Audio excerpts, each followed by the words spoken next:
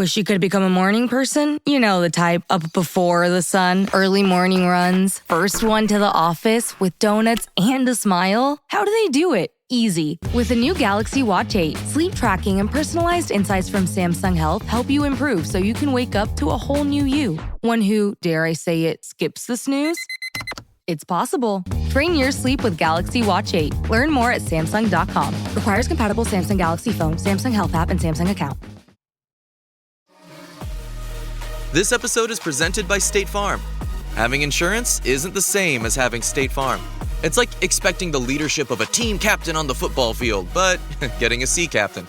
You wouldn't settle for just anything for your team. Shouldn't it be the same for your insurance? So don't settle for just any insurance when you can go with a leader. State Farm. Like a good neighbor, State Farm is there. For a limited time at McDonald's, get a Big Mac Extra Value Meal for $8. That means 2 all-beef patties, special sauce, lettuce, cheese, pickles, onions on a sesame seed bun, and medium fries, and a drink. We may need to change that jingle. Prices and participation may vary. At Starbucks, we offer full and part-time baristas 100% upfront college tuition coverage, which means they can thrive at our company and in class. At Starbucks, benefits like college tuition coverage are just the start. Purina believes no one should have to make the impossible choice between their own safety and their pets. But nearly half of domestic abuse survivors delay leaving because they can't bring their pets with them. Through the Purple Leash Project, Purina is helping create more pet-friendly domestic violence shelters so survivors and their pets can escape and heal together. Visit Purina.com/purple to learn more. Do you believe? Do you believe? Maybe you do, maybe you don't. Do you believe? I don't know if I do. Do you believe? Maybe you do, or maybe you don't. Do you believe? I don't know if I do anymore. Do you believe? Let me know when you have time.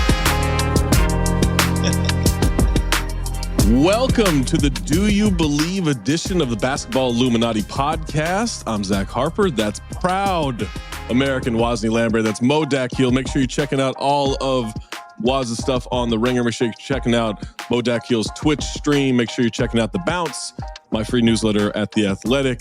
And shout out to Greg Anthony, running Rebel legend, Knicks legend. New York City legend, brother. New York City legend. His son, people don't count his son, but his son is a New York City Hooper. Played at Monsignor Malloy for a little while. I think he finished his high school at Mount Verde, one of them damn basketball factories. Everyone always goes to one of those places. Oak Hill, Mount Verde. Started at a real New York City CHSA at a real school. Hard scrabble New York City high school. That's Absolutely. Right. By the way, they make New York hoopers City, who can't shoot, but they can dribble. That's right. New York City basketball is back. St. John's, 2-seed in the tournament.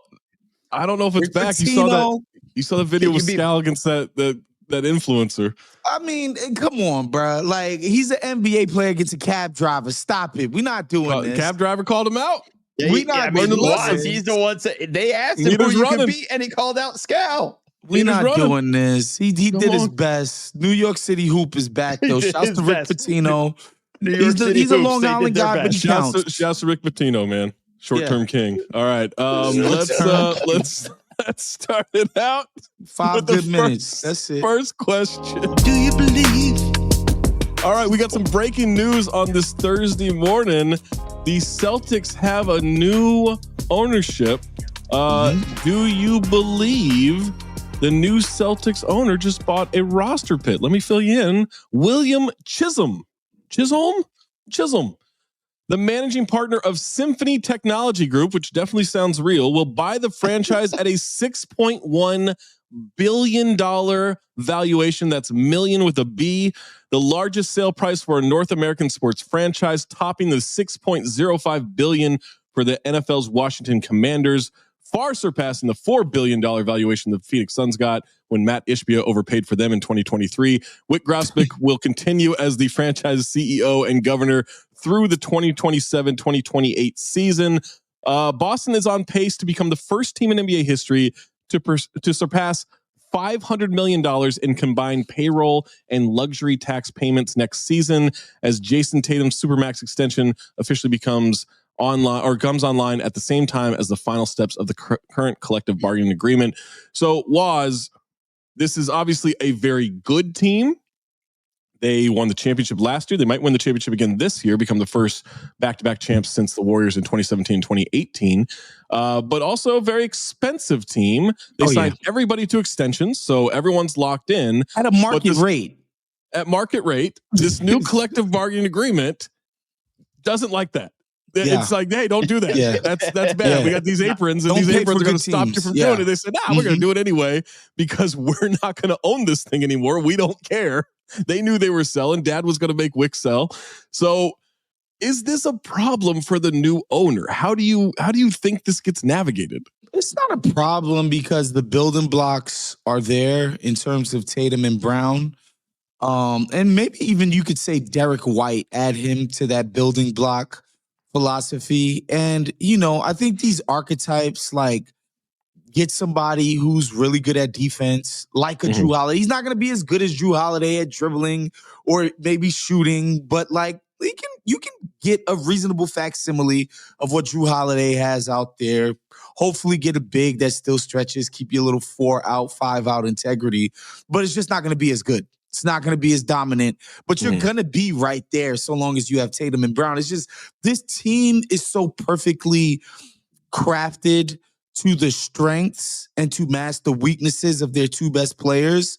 Like, it's just like on the cheap, you're not going to be able to do that, but you're still going to be in the mix. So I don't think it's the end of the world. I just think the way this team has an answer for every single freaking question that most teams can pose right now, that's not going to be the case going forward. So we've they've got everyone signed at least through next season, other than Al Horford. He'll be a free agent this summer.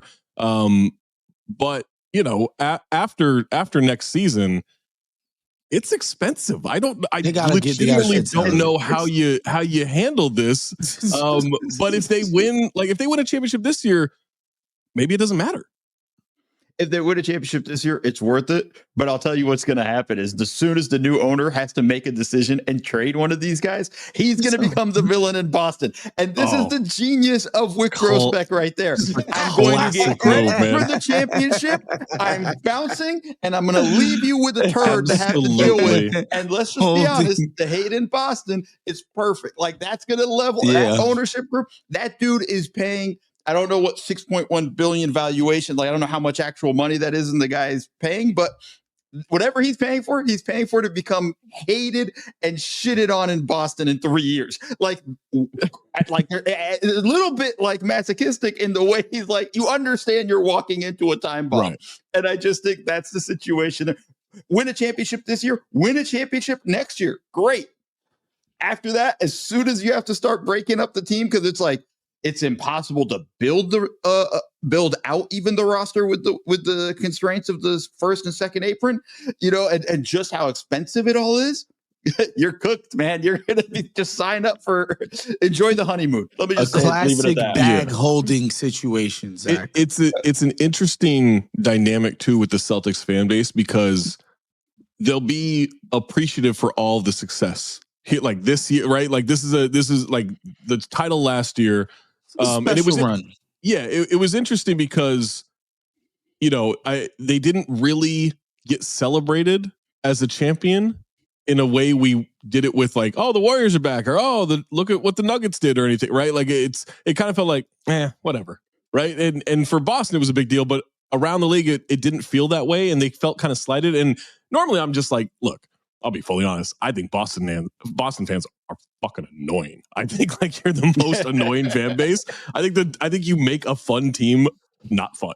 But at the same time, I think your slights were actually like legitimate for once. I think your slights that you talk about online are generally corny and unfounded. I think this time around, I was like, yeah, I think you're right. Like no one is properly celebrating this, putting this into context. And so I say all that to say, I think with every bit of success that this team has during however long this run is, whether they win back-to-back or 2 out of 3 or whatever, I think that's going to be the case. But I do also think this is a unique fan base in that the second there isn't that success, it isn't, well, we're glad we got one. It's, why aren't we getting more? Because that's the expectation. Like even, like I always joked about this, but when Rajon Rondo was like, yeah, we hang banners here, in Boston, I was like, no, you hang banner. Because like they had won one in like 30 something years, right? Yeah. Like it was like, no, you're not the team of like the 80s and the 50s and 60s. The last time they won the championship. It was 86 and then 2008. Jesus yeah. And Christ. then and to be honest, 2024. Like it was a long stretch even from there. Yeah. Whatever, like plenty of franchises will take that, but it wasn't that, yeah, we're winning titles all the time, but that's the expectation of that fan base. And so whether it's the end of this Grousbeck run or it's the start of this Chisholm guy, that's going to be, I mean, like any step back is going to be not received well because the standard for Boston, I mean, God, they're putting out documentaries left and right. Like the standard is that high. I'm that's a great documentary we got going out take there. Your word for it. Shouts to Lauren Soul. Talk to her on the Ringer NBA podcast. Yeah. Black woman director of the documentary. If you watch the extras on your Max app, I have a conversation with the director that you can actually watch on the Max app. Great documentary. Ringer Films. Bill and all of them did a great job. Please go check that out when you guys have a chance. Salute. Where do we go from there, Zach? Got like, how do we? It wasn't Mao this time or Gaddafi, so we're in a good spot. That's true. It's actually an upgrade. Yeah. I don't have to walk off the show. I don't have to leave at this point. Bill and Chairman Mao, revolutionaries of their time. Sure, I don't know if we want to make that comparison, but like I guess your contract's secure, man. Bill revolutionized sports media. It sure did. Chairman Mao revolutionized one of the greatest peoples we've ever known in the history of mankind. Shouts to the People's Republic of China. Mo, do you think that the cap situation is salvageable in Boston? Like, or do you just have to trade off?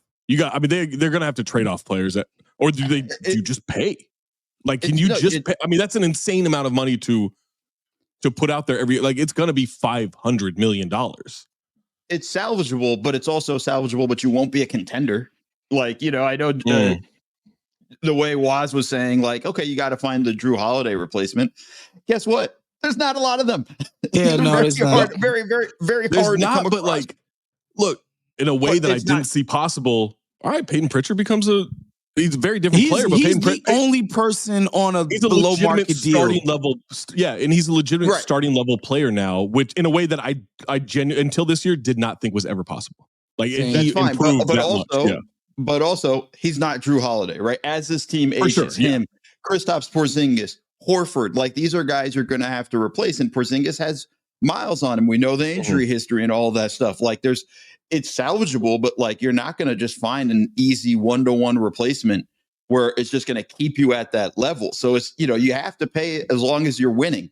And I think that's always the thing that ownerships and fans want to see from ownership, right? Like that was the big complaint about the Wolves, right? They get to the conference finals, they throw away a conference finals. Complaints about the Wolves, buddy. Yeah, a lot. One of many though is you throw away a conference finals team because you're worried about expenses down the road. Well, it's like, what about now? And I think that's the situation the Celtics will be in. The new ownership's going to be in. And Grossbook, he's out. Like, even with him, I'm going to be chairman or whatever and running. Please. We heard that whole thing with Mark Cuban. Cuban. We saw that whole thing and how that, and then immediately I have nothing to do with this. Yeah, as soon as the Luka trade happened, I'm out. I haven't been a part of this. And I mean, I'm getting the emails, but mostly the business side. I'm not getting the emails. Yeah. I got buried in some Shark Tank stuff. If you had to, all right, look, I know the internet's been trying to break these guys up for forever, right? And they won a title, but maybe this second apron down the road maybe at that point, because these guys are going to be making $80 million a year, right? I know the cap's going to go up, but if you were going to dismantle this in 3 years when Grauspec's out, which one do you trade? Do you think it's going to take 3 years? Well, no, I don't. See, that's the thing. I don't think Brown and Tatum are who you get rid of. I think it's Porzingis, Drew Holiday. I think Porzingis has like a year left there, and then he's out. You think he's going to be there next year? I think maybe. They get to the finals, I think he will be. If they get to the finals, I think they'll be. You think both Drew Holiday and Porzingis will be on this team next season? Because I don't. Both? No. It seems highly unlikely, man, that you pay. Because these guys are making basically $40 million a year. Yeah. While you're paying Tatum and Brown 65 a pop? Yeah. And they're not. But if you're contending, right? Yes, man. It comes down to, like, you just have to bite the bullets. It's going to be, hey, we're only going to carry 13 guys on the roster. It's, we're going to make moves.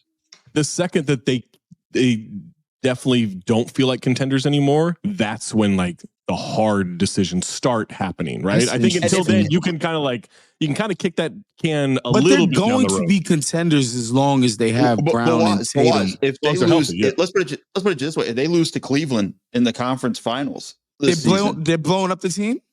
I think one of those guys is not coming back. I think you're going to start to see them kind of start to look at it a little bit differently. You're saying like the more success they have, the more pressure is going to be on ownership to keep this thing going. Absolutely. Yeah. Because you have to, right? Why would you break it up? Now you got a last dance situation. Can't do that. Waston. Yeah, I know the vibes. Hello, listener. It's producer Mays here to talk to you about Kindred. Now, close your eyes like Owen Wilson during a job interview and imagine a way to travel that feels personal, comfortable, and connected without the price tags and the sterile feelings of hotels or short-term rentals. Now open your eyes and stop using your imagination because Kindred has made it very real. That's exactly what they do. Kindred is a members-only home swapping network. It's not a hotel. It's not a short-term rental. It's a smarter way to travel where each stay feels like home. Here's how it works. With Kindred, your home is your ticket. You earn credits by hosting fellow Kindred members, and then you use those credits to stay in over 220,000 homes in more than 100 cities worldwide. There are no hotel costs or rental fees, just the credits that you've earned. Every stay comes with white glove service, 24/7 trip support, and $100,000 in host protection. Make it easier for you to travel and enjoy yourself and not worry about details. I've used Kindred and I found an amazing home for a weekend getaway in an idyllic location with amazing views and great ambiance. It had everything I needed. And the best part was, it cost me $0. So apply now at livekindred.com and use code DINGS to join for free. Plus, you'll earn 5 nights of travel credit just for signing up. That's right, that's 5 whole nights for free at livekindred, KINDRED.com, code DINGS, DINGS, livekindred.com, code DINGS. Hello, listener. It's producer Mays here to talk to you about Quince and their cookware. Cooler nights mean cozy meals at home, and Quince's cookware has made fall cooking so much more enjoyable. Their pieces deliver the quality and performance of luxury brands, but at a price that makes sense. And they look gorgeous on the stovetop, too. No matter what item you need to complete your kitchen, Quince has you covered. With 5-ply stainless steel pots and pans, nonstick skillets, chef-quality knives, and even ceramic bakeware, which is perfect for cozy casseroles or Sunday roasts. And when you look at these prices, you might think, how is Quince doing this? How do they deliver high-quality items similar to high-end brands that are half the price? Well, let me tell you, they partner directly with ethical top-tier factories to cut out the middlemen and pass the savings on to you. And it's not just cookware. I got myself some bath sheets. That's right. When you're a tall man, you have to use bath sheets, not bath towels from Quince. It's like drying off with the cloud. It's incredible. Upgrade your kitchen for cozy fall meals with premium cookware from Quince. Go to quince.com/dings for free shipping on your order and 365-day returns. That's QUINCE.com/dings, DINGS, to get free shipping and 365-day returns. Quince.com/dings. Listener, listen up. This is important, okay? I'm going to try to save you some money here. If you're still overpaying for wireless, it's time to say yes to saying no. At Mint Mobile, their favorite word is no. You may think like, oh, that's bad. No contracts, no monthly bills, no overages, no hidden fees, no BS. Here's why I said yes to making the switch and getting premium wireless for $15 a month. You heard that correctly. $15 per month. Ditch overpriced wireless and the jaw-dropping monthly bills. And of course, there are all these hidden fees and stuff, but at Mint Mobile, plans start at $15 per month. All the plans come with high-speed data, unlimited talk and text. You're not doing like weekend and nighttime minutes or anything like that. And it's delivered on the nation's largest 5G network. Use your own phone. Don't have to get a new phone. Use your own phone with any Mint Mobile plan and bring your phone number along with all of your existing contacts. I switched months ago. People have asked, did you actually switch? Yes, I actually switched months ago, and I don't know what to do with all this extra money. I've cheated the system here. I've rigged something. This is an Ocean's 11 situation where I'm stealing wireless from Mint. That's how good a deal it is. Ready to say yes to saying no? Make the switch at mintmobile.com/dings. That's DINGS. That's mintmobile.com/dings. Upfront payment of $45 required, equivalent to $15 per month. Limited time new customer offer for first 3 months only. Speeds may slow above 35 gigabytes on unlimited plan. Taxes and fees extra. See Mint Mobile for details. This episode is brought to you by Contentful. Marketers, you know that feeling when your creative clicks? When that social post sends engagement through the roof? When your outside-of-the-box campaign hits ROI positive? When a personalized homepage turns prospects into customers? It's utter marketing bliss. Contentful helps you create tailored omni-channel experiences without working overtime. No stress, no limits, only possibilities. Get the feels at Contentful.com. It's the Smucker's Uncrustables podcast with your host, Uncrustables. Okay, today's guest is rough around the edges. Please welcome Crust. Thanks for having me. Today's topic, he's round with soft, pillowy bread. Hey. Filled with delicious PB&J. Are you talking about yourself? And you can take him anywhere. Why'd you invite? And we are out of time. Are you really cutting me off? Uncrustables are the best part of the sandwich. Sorry, Crust. Tonight, turn down the noise of the day and focus on the rest with AGZ, the nightly drink for winding down and resting up. New from AG1. AGZ supports your body's natural sleep cycle with clinically studied key herbs, adaptogens, and minerals in amounts supported by research. And no melatonin, helping you wake feeling rested. Wind down, rest up with AGZ. Learn more at drinkagz.com.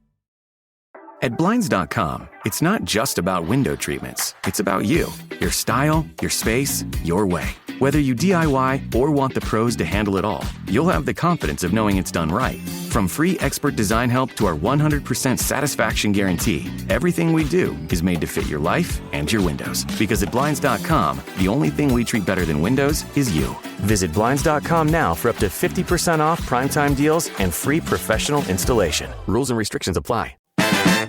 Do you believe?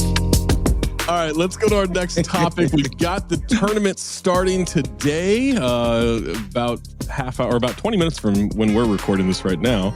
But tomorrow, on Friday, you've got a great matchup between Mount St. Mary's and Duke. We don't know what's going to happen, but Duke has been one of the most dominant teams in basketball, in college basketball. They've got Cooper Flagg. Cooper Flagg, the consensus number one pick. It's going to be him. It's not going to be Dylan Harper. It's not going to be Ace Bailey. It's not going to be VJ Edgecombe. It's going to be him. And it's exciting because he's a white. He's an American. Thank God. Praise Jesus. Look, it's rare. Mo, you know this. It's rare. It's a white American that we're excited about.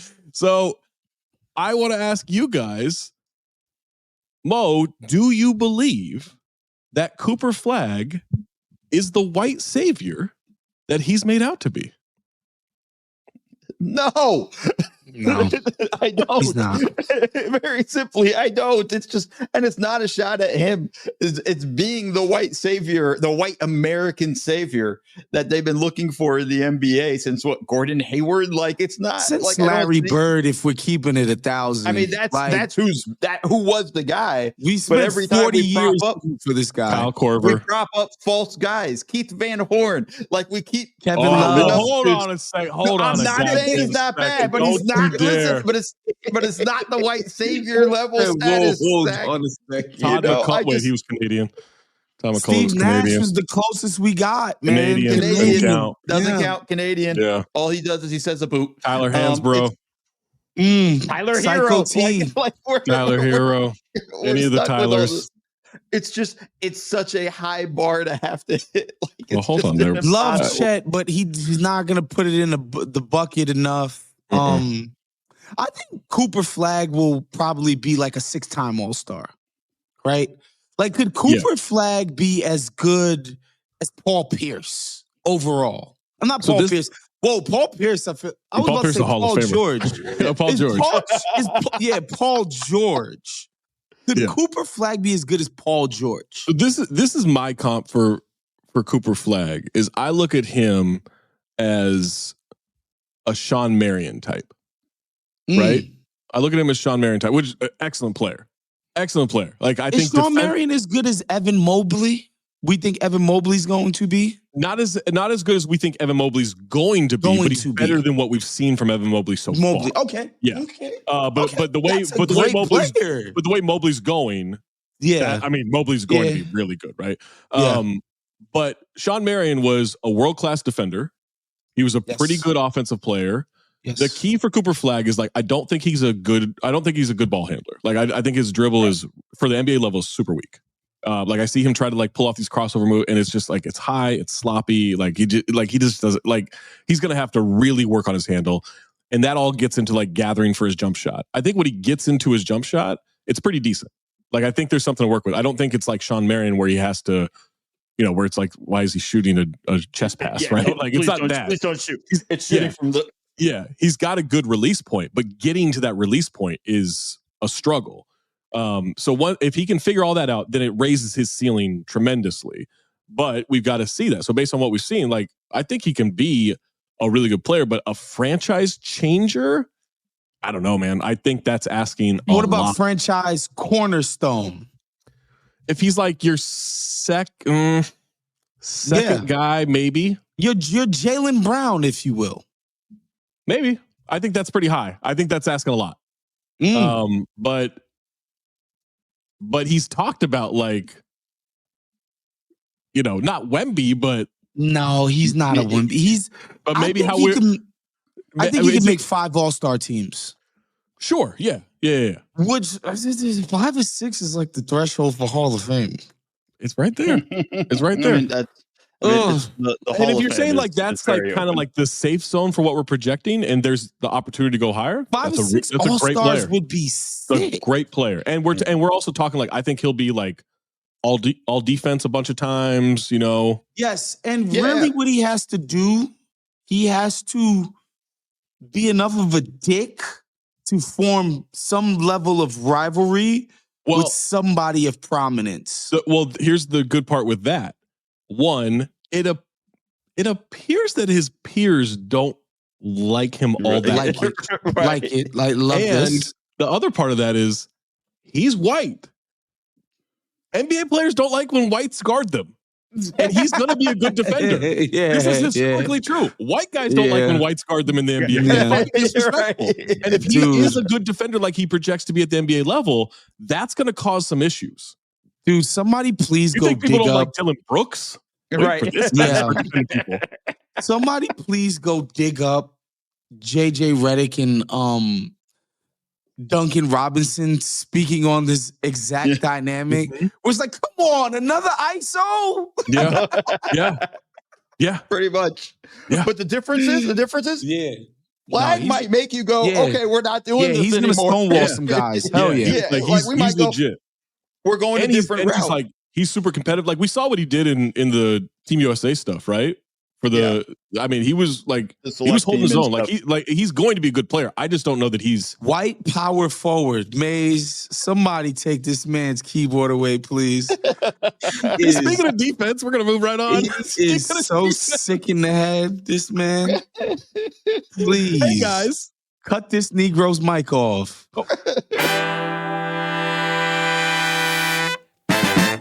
Do you believe?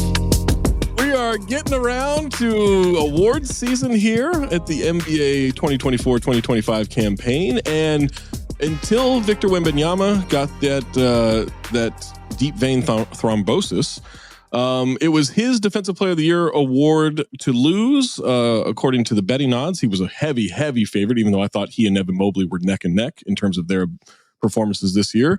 Now Evan Mobley is the favorite to win it, but someone has been charging on as of late. It is one Draymond Green. Draymond Green, he of one Defensive Player of the Year award, I believe. He's got one, right? Yes, I think that sounds right. And who has been very demure and quiet about not having more of them. Is now second in the Defensive Player of the Year betting odds, at least courtesy of BetMGM last I checked. And look, the Warriors have a very high defensive rating in the league this year. They have been great since the Jimmy Butler trade, obviously. And he has this quote, I look around the league and don't see many players impacting the game on the defensive end the way I do. I don't see many players completely throwing off an entire team's offense the way I do. 1,000%, especially with Wemby going down, seemed like he had it won. And now it is right there. So 1,000,000% I have a case, and I will continue to build that case for these next 13 games. 4 blocks, 2 steals held Giannis to 20 points on 5 of 16 shooting on Tuesday. Giannis was 0 of 7 when contested by Green, which also matched the Bucks superstars' most field goals without a make in a game against a single contesting defender in his career, according to Second Spectrum. So Mo, do you believe Draymond Green has a case for Defensive Player of the Year? Has a case? Yes. I think he absolutely has a case. I think you look at the way he's played defensively.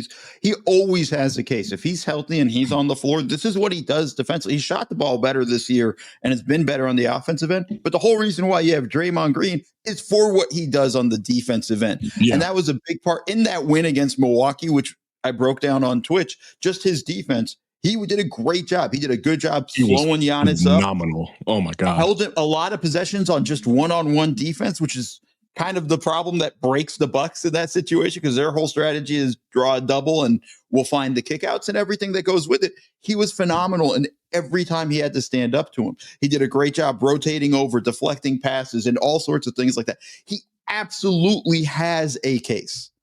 Does that mean he's going to win?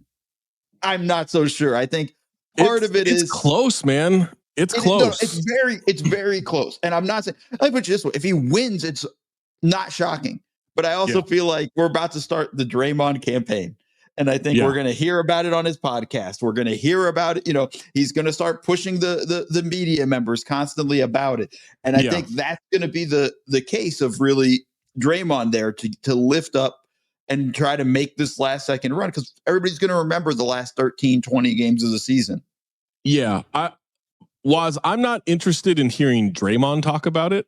I'm not interested in the idea of, well, he's only got one. That doesn't make sense as a reason for him to win it now. No. I am interested. Like, I do think he has, like, I started thinking about it because I was writing the awards watch for this week, the last couple of days. And I was like, man, I do need to consider voting for him. Because this whole time, once Wemby went down, I was like, okay, I think it's Evan Mobley's that I don't think I need to. Mobley like, Jaren Jackson Jr., maybe. Dyson Daniels, I'm sorry, like, he could be on the ballot. I'm not going to pick him number one. He's the only perimeter player that deserves consideration. Yeah, but as like the guy, like I don't think he's been the best defender, but he's been great. But this Draymond thing, it's like, yeah, like they were really good before. They were 10th before the trade. They're second since the trade, and he is at the forefront of all that. And so I do think he has a legitimate case to win it. I'm just not interested in hearing the past as the reason for it. No, I think the reason is that, you know, they were 10th, and it's not as if Golden State has like this crazy defensive talent, right? It's not like they have a Men Thompson, Tari Eason, Dylan Brooks. That's not the supporting cast defensively. They got Buddy Hield. They got Steph Curry. Exactly. Pajemski, like these are not world beaters at defense. And so, Draymond, and here's the thing. We know for a fact, like when Draymond doesn't feel like the team has it, he's already said, like, when you have it, he didn't think they had it. He probably wasn't giving it his very all. Now that they got Jimmy back there, and Jimmy's another just incredible defensive quarterback, communication kind of guy, that their defense has taken a crazy step. Nobody should be surprised by. I just think Evan Mobley's been the best defender, outside of San Antonio all season. This guy is on another planet defensively. Yeah, I mean, for a lot of this stuff, he's been doing it all year, I should say. That's why. Yeah, that's kind of what I was going to get at, because Mo, your point about people are going to be paying attention to these last 13 games, right? Is the consistency, to me, is what I try to keep in mind with all this stuff. Like Rookie of the Year, I'm like, okay, yes, Steph Castle's been great lately. Is the consistency of Jalen Wells, does that matter more, right? And Jalen Wells has kind of tailed off a little bit. But with the Defensive Player of the Year, it's not that Draymond hasn't been great all season. He has. But the consistency of Evan Mobley, has that been high enough to overcome this last push from Draymond? And does Evan Mobley need to take it to another level as they kind of coast into the 1 seed? Now that they're on a little 3-game losing streak, they're not going to get to 70 wins, which I don't think was necessary, but they were thinking about chasing that. Now that's not possible. How do they approach the rest of the season? And does that affect how Evan Mobley defends and how much he plays? And then can Draymond not steal it, but does that give him a legitimate push to take it? It gives him the opportunity, because look, they're going to start resting guys. If you're Cleveland, there's no reason to be going all out at this point, right? Yeah. For the most part, you have the number 1 seed locked up. Yeah, you're in the race for the top overall seed versus Oklahoma City. And I think there's that stuff. So that is a question of like, okay, we may be resting Mobley, whereas the Warriors also need all of these games right now. Yeah. They're in a battle to stay out of the play-in tournament. That slim possibility can move up to 5 or 4, but like they need all of these games. And lucky for them, they're battling the Wolves for it, who don't appear to want it. You're right. Well, no, one team loses, the other team goes, cool, we can chill tonight. They lost to Obi Toppin and then the Pelicans. Like they don't want it. Right. It's amazing. That's a whole other story. But I just think that the deal, though, is like the difference in terms of where these two teams are at the end of the season. And I think we're going to put more onus, and I think the royal we is going to be looking more at these last 20 games and going like, yeah, Draymond's right. He should be Defensive Player of the Year. Whereas I think you're right. When you look at the consistency of it, Evan Mobley's been phenomenal defensively the whole way. That was my whole thing about when it was him versus Wemby, and everyone's like, oh, it's Wemby's. I was like, I don't know, man. Wemby's great, right? Don't get me wrong. And his numbers were insane with the blocks and everything. But you would see like Wemby went through these like kind of peaks and valleys with like, I don't want to say effort, because I think he was trying, but Wemby would go through these things where it's like, you could tell he was tired. And when he's tired, like he just doesn't move up the floor. He doesn't rotate all that great. Like it's just, it was 19-year veteran Chris Paul on your back. Like that's a tough, that's a tough, everybody gets tired. But that was the thing, is like Wemby's peaks were amazing, but he did have those lows, whereas Mobley was just across the board consistent. He had a better team, obviously, but to me, that was the thing. I was like, I don't know. The consistency of Mobley gives him at least to me, a good shout in this race against Wemby. And now I do think that consistency has to matter.